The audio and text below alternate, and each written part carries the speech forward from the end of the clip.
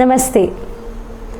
पिछले कुछ दिनों से आप सबके बीच में किसी न किसी माध्यम से आने का अवसर मिला और इस बीच ये यात्रा इतनी सुंदर रही कि कभी संवाद के द्वारा, कभी कुछ ऐसे वीडियो की ऐसी इन्फॉर्मेशन आप सबके बीच आना और इन सब चर्चाओं को करना मुझे भी बहुत प्रेरणादायी और बहुत अच्छा लगा। इस सबके बीच में हमारी टीम ने एक बात देखी कि कुछ ऐसे प्रश्न आए हैं कि जो जिज्ञासा पूर्ण है, जिज्ञासा से भरे हुए हैं। तो कभी इंस्टाग्राम पे, कभी फेसबुक के द्वारा या फिर यूट्यूब के द्वारा कुछ जिज्ञासा भरे प्रश्न अभिभावकों ने अलग अलग स्थानों से पूछे हैं। हमने सोचा कि क्यों ना इन प्रश्नों को लेकर आप सबके बीच फिर से एक बार आया जाए। ऐसा तो नहीं है कि इस बात का निवारण, पर हाँ, अपने इस जर्नी के एक्सपीरियंस से इन प्रश्नों का उत्तर जिस भी अनुसार हो वो हम आप तक पहुंचाने का एक छोटा सा ये प्रयास है। और आप सब ने इस यात्रा को इतना सराहा, आप सबके द्वारा आई हुई प्रतिक्रिया के प्रति मैं बहुत बहुत कृतज्ञ हूँ। तो पहला प्रश्न है जो नितिन जी करवे आपने पूछा है, हाउ टू हैंडल स्ट्रेस। प्रश्न महत्वपूर्ण है क्योंकि जब तक प्रश्न नहीं उठता तब तक भीतर से मोती कैसे हम पाए।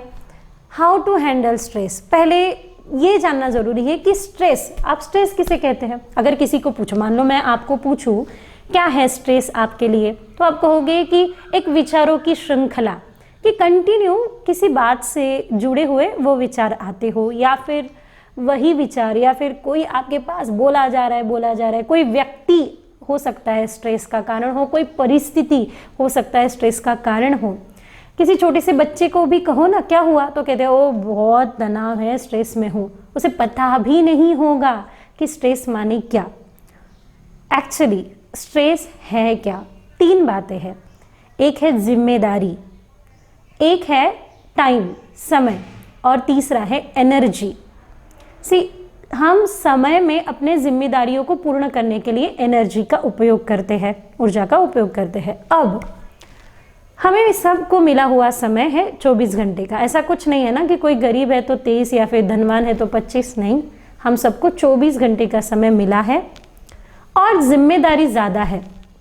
आज की कम नहीं कर सकते, आज की कम करोगे तो कल और बढ़ जाएगी, कल और आज की एक हो जाएगी।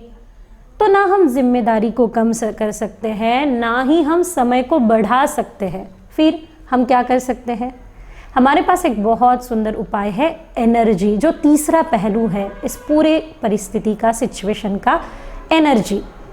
आप ही देखिए, जब आपके जीवन में एनर्जी कम थी, एनर्जी लेवल कम था, तो एक छोटे से रुमाल ने भी आपको परेशान किया होगा, कहाँ रखा है, अरे सामने रखा करो। और जब आपकी एनर्जी अच्छी थी तब आपने अनुभव किया होगा कि बड़ी सी बड़ी संकट आपदा भी आपने यूं सॉल्व कर लिया, अरे कोई नहीं, हम देख लेंगे इस बात को, ज़्यादा से ज़्यादा क्या होगा। ये पूरा मैटर जो है ना बॉस, वो है एनर्जी लेवल का। अगर हम अपनी एनर्जी को बढ़ाएंगे, अपने एनर्जी के स्रोत को समझेंगे, तो 100% हम स्ट्रेस को हैंडल कर सकते हैं और ये हमारे ही हाथ में है। ओके, सो नेक्स्ट है पुष्पा फरकाड़ी जी, आप पूछते हैं क्या ईश्वर भक्ति मनस्थिति को ठीक कर सकती है। क्यों नहीं, बिल्कुल कर सकती है। जैसे मनस्थिति का ठीक होना यानी क्या, आप किस दृष्टि से देखते हो, अब क्या क्राइटेरिया है कि ये बात है तो मनस्थिति ठीक है। जैसे हमारा कम्युनिकेशन अच्छा हो, हम अच्छे से संवाद कर सके, आगे वाले से अपना काम करा सके, या फिर रिलेशनशिप में अच्छी हो, और मनस्थिति का ठीक होना यानी आसपास में सब अच्छा ही अच्छा हो।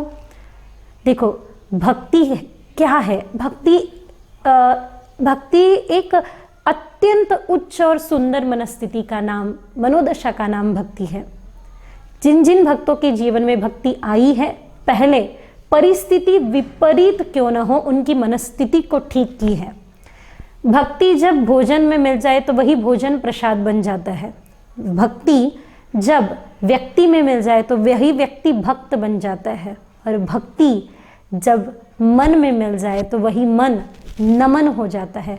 और मन का न मन होना नमन यानी जहाँ मन ही नहीं हो रुका, मन ही नहीं स्थिर हो गया, तो क्यों ना भक्ति स्थिरता देगी और भक्ति मनस्थिति को निश्चित ही ठीक करेगी। आगे का प्रश्न है राजेंद्र प्रताप सिंह, आप पूछते हैं कि एक प्रश्न है नवविधा भक्ति के संबंध में लगभग 30 वर्ष पूर्व सभी जनमानस जानते थे, परंतु वर्तमान में नई पीढ़ी नवधा भक्ति शब्द को ही शायद नहीं सुना होगा। नवधा भक्ति को किस प्रकार नवयुवकों के बीच लाया जाए, इस पर आपके क्या विचार है? सबसे पहले तो राजेंद्र जी आपको बहुत बहुत धन्यवाद कि नवयुवकों के बीच में आप सबको इन सद्भाव को पहुंचाना है। आपकी ये जो विचार हैं इसके प्रति मैं सराहना करती हूँ और अभी सभी युवकों के, सभी यंगस्टर इन बातों के बारे में सोचना ज़रूरी भी है। एक बात तो तय है, एक बात तो निश्चित है, नवधा भक्ति ये आगे की स्थिति है। नवधा भक्ति एक श्रृंगार है। श्रृंगार कब कर सकते हैं हम? जब कोई जागा हो। सोए हुए का श्रृंगार, मेकअप सोए हुए का तो नहीं होता, जागना पड़ता है। जागेंगे कैसे? पहले नवयुवकों के बीच में हमें जाना पड़ेगा। नवधा भक्ति जैसे अमूल्य रत्नों का श्रृंगार करने से पहले हमें युवकों को समझाना पड़ेगा। अभी हमने देखा कि अभी धीरे धीरे देखिए एक एक उत्सव आएंगे, एक एक कोई ना कोई मुहूर्त पे, कोई ना कोई तिथि पे हम अलग अलग जन्माष्टमी हो चाहे नवरात्रि हो, कोई ना कोई उत्सव संपन्न करेंगे।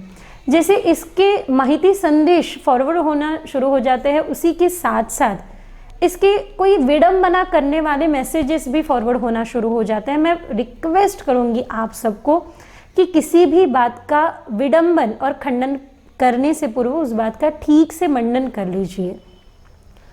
घर में संस्कारों के माध्यम से, किसी न किसी भाव के माध्यम से हम कभी ना कभी इन नवविधा भक्तों में से एक भक्ति से जुड़े हुए होते ही है। कभी हम दास्य करते हैं ईश्वर से, कभी ईश्वरीय तत्व से हम सख्य भाव रखते हैं। युवकों को बस जगाना है, बस जागृत करना है कि ये गुण, ये कला आपके भीतर ही है। बस इसके प्रति आप सजग हो जाए, आप जाग जाए, इसे समझ लें। राहुल पूछ रहे हैं, इसी से जुड़ा हुआ सुंदर प्रश्न है कि स्पिरिचुअलिटी की युवाओं को क्या आवश्यकता है। प्रश्न बहुत ही महत्वपूर्ण और बहुत ही सुंदर है। अक्सर मैंने युवाओं को सुनते देखा है कि हम अपने मन को कैसे संभालें, हम सक्सेस को कैसे सेलिब्रेट करें, हम जीवन को कैसे अच्छा। हर कोई ये चाहता है कि हम अपने स्थान से अपग्रेड हो, आगे के स्तर तक पहुँचे। अगर वो चाहता है तो मनुष्य है, मनन करने वाले कोई मनुष्य कहा है ना। तो युवाओं को अध्यात्म की क्या आवश्यकता है, ये बात बिल्कुल ऐसे ही हुई कि एक व्यक्ति को भोजन की क्या आवश्यकता है। आप सबको पता है भोजन बल देता है, भोजन पोषण करता है, तेज देता है, ओज देता है। अभी समझ में नहीं आएगा, अभी तो ऐसा लगेगा हमने खाना खाया, ओह बहुत अच्छा लगा।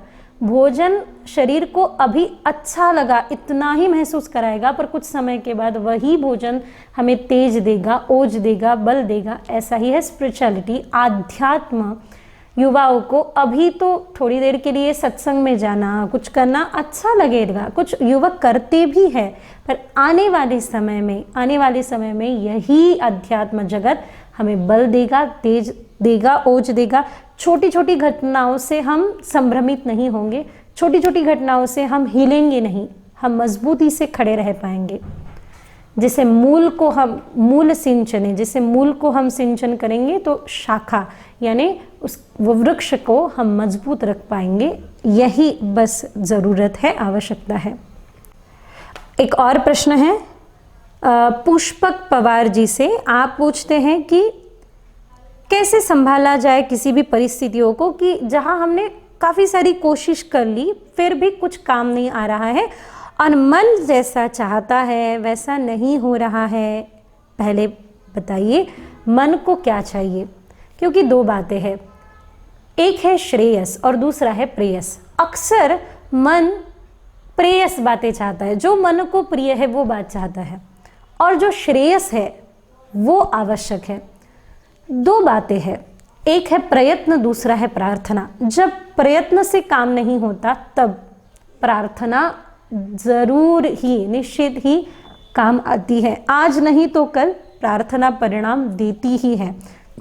जब प्रयत्न थक जाएंगे, हम पहले ही प्रार्थना नहीं कर सकते, हमें पुरुषार्थ भी करना होगा। जब पुरुषार्थ हम करते हैं और वो काम नहीं आ रहे हैं, ये समझ जाते हैं, तब प्रार्थना करिए। प्रार्थना से ज़रूर ठीक होगा, और जो ठीक है वही आपके लिए होगा। यानी श्रेयस और प्रेयस में से प्रेयस अगर आपके विपरीत हो तो आप कितनी भी यूनिवर्स से प्रार्थना करो, क्या आपकी प्रकृति सुनेगी? शिद्दत से आपने चाहा हो पर आपके लिए ठीक ना हो, एक माँ भी देखती है बच्चे के लिए ये ठीक नहीं है तो नहीं देती।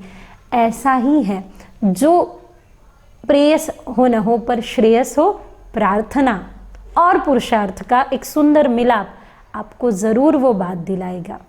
ठीक है, तो आज 5 प्रश्न यानी यही विश्राम करते हैं। आने वाले समय में ऐसे ही सुंदर प्रश्नों के साथ फिर से एक बार मिलेंगे।